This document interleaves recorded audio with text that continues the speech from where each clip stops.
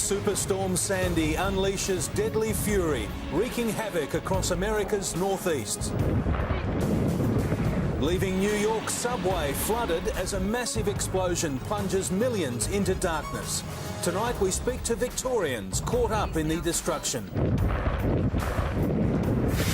Also, the Saints star who's faced court after spending the night in jail will cross live for the details. Live from Melbourne, this is 7 News with Peter Mitchell. Good evening. At least 14 people are dead after the superstorm Sandy slammed into America's east coast. Packing powerful winds and pouring rain, it ripped buildings apart, killed millions and flooded large parts of New York. Angela Cox is in the United States. High drama over New York, a terrifying start as Sandy moved in. The crane perched on top of what will be the city's highest apartment building collapsed. Nearby buildings were evacuated as police cleared a collapse zone. The instructions to all of them are don't try to be a hero and lose a life over this. It blew back, crashing onto itself when winds were gusting at 65 kilometres an hour.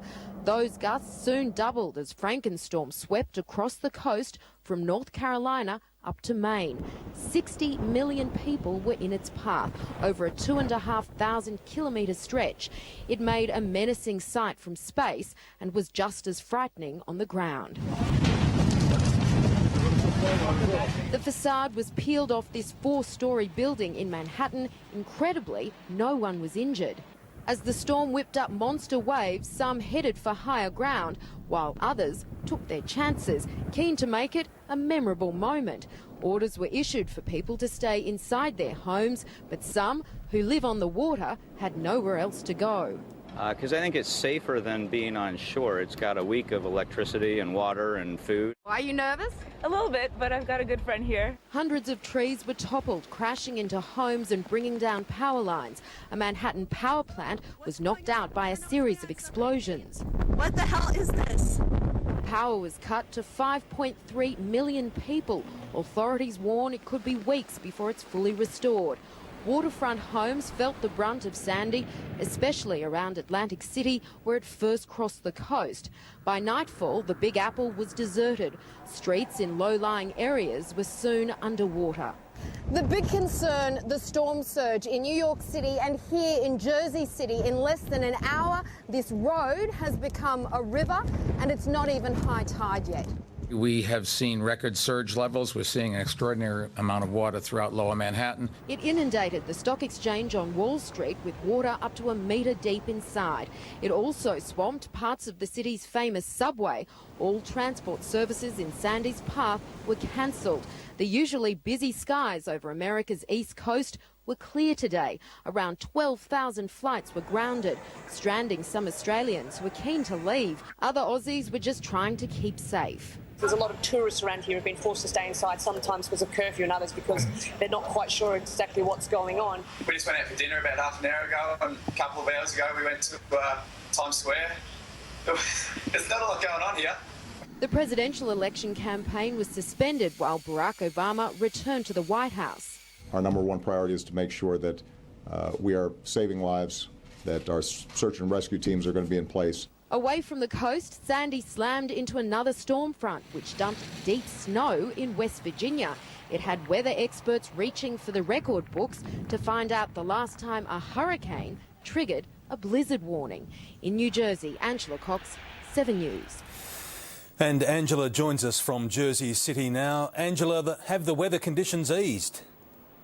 Peter, the worst of the storm has passed this area. We still are getting occasional strong gusts of wind and there is still a little bit of rain, but nothing like what we've seen today. The strong wind is expected to persist until tomorrow night. They're also expecting another 20 centimetres of rain over the next 24 hours. What is quite remarkable is how quickly the water has receded, at least here where I am on this street just a few hours ago. The water was thigh high and now it's gone. Now, of a storm this massive, there was always going to be a huge impact. They're estimating the damage bill could come in at about $20 billion. Peter. Thanks, Angela. Caught right in the middle of the storm, crews on board a replica of the HMS Bounty were forced to abandon ship. The vessel started taking on water as it battled monster seas. One person died and the captain is still missing. Being down there in those waves is more like being in a washing machine. You know, you have these waves kind of hitting at you from every single direction. The three-mast ship was built in 1960 for the Marlon Brando film Mutiny on the Bounty.